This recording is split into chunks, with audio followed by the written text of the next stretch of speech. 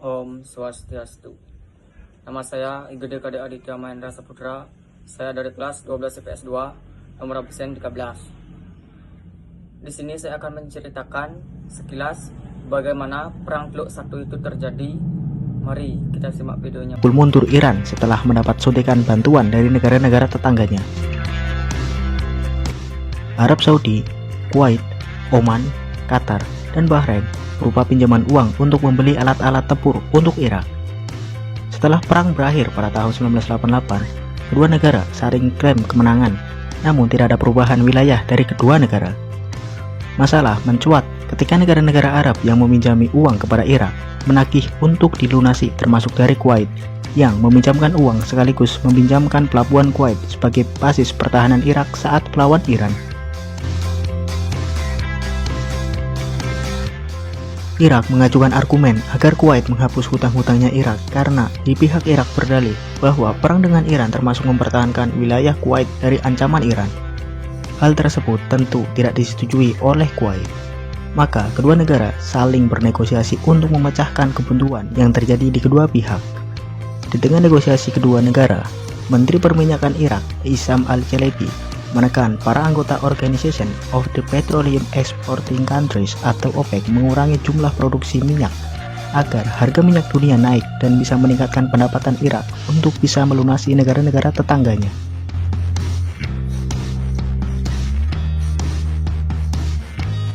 Dengan ajakan Menteri Irak itu, ada anggota yang setuju, namun ada juga anggota yang tidak menghiraukan. Salah satunya adalah Kuwait. Sejak perang Iran-Irak meletus, Kuwait selalu memproduksi minyak dengan jumlah melebihi batas kuota OPEC. Hal itu beralasan untuk antisipasi jika tiba-tiba ada negara yang butuh minyak dengan jumlah lebih. Hal itu terus dilakukan oleh Kuwait, bahkan setelah ajakan Menteri Perminyakan Irak untuk mengurangi jumlah produksi minyak. Irak pun menuduh Kuwait telah mencuri minyak Irak dengan cara mengebor miring di perbatasan kedua negara atau di ladang minyak Rumaila.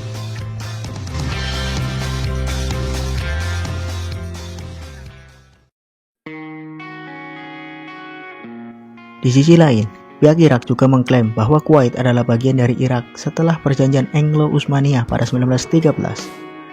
Irak dan Kuwait adalah bekas administrasi Britania Raya setelah runtuhnya Turki Utsmani pasca Perang Dunia I. Namun, ketika Irak lepas dari Britania Raya pada 1932, wilayah Kuwait masih menjadi wilayah protektorat Britania Raya yang artinya secara negara itu berdaulat dan merdeka, namun dibatasi untuk urusan luar negeri Kuwait, yang mana hal itu dijalankan oleh Britania Raya. Pada tahun 1961, wilayah Kuwait akhirnya lepas dari Britania Raya. Sejak saat itu, Irak selalu menganggap wilayah Kuwait adalah bagian dari negaranya, karena sama-sama pernah menjadi bagian dari administrasi Britania Raya yang dalam satu wilayah. Maka, dengan alasan sejarah, perbatasan, dan produksi minyak, akhirnya Irak menginvasi atau menduduki Kuwait pada 2 Agustus 1990. Pukul 2 dini hari waktu Kuwait.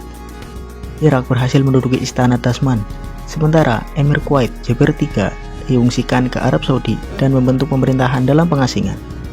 Esok harinya, Irak berhasil menguasai bandara dan pelabuhan Kuwait. Total, invasi tersebut berakhir pada 4 Agustus. Artinya, hanya 3 hari Irak melakukan penyerangan kepada Kuwait. Maka, di tanggal 7 Agustus 1990, Irak mendirikan negara boneka Kuwait dengan nama Republik Kuwait.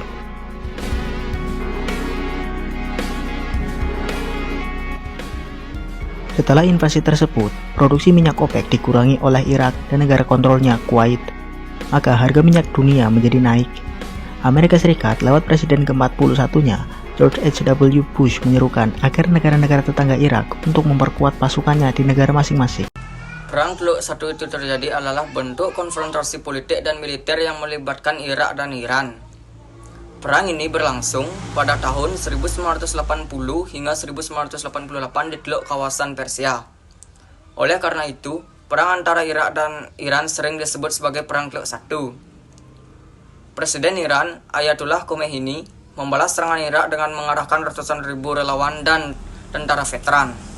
Dengan pasukan, ia mampu menyudutkan pasukan Iran dan membalikkan keadaan Perang Teluk Satu. Dalam Perang Teluk Satu, Irak mendapatkan dukungan dari Arab Saudi, Kuwait, Eropa dan Amerika Serikat. Di sisi lain, Iran juga mendapat dukungan dari negara timur seperti Suriah, Libya, dan Yaman Selatan. Sekilas pengetahuan saya tentang Perang Teluk Satu, saya tutup dengan Parama Santi. Om Santi Santi Santi Om.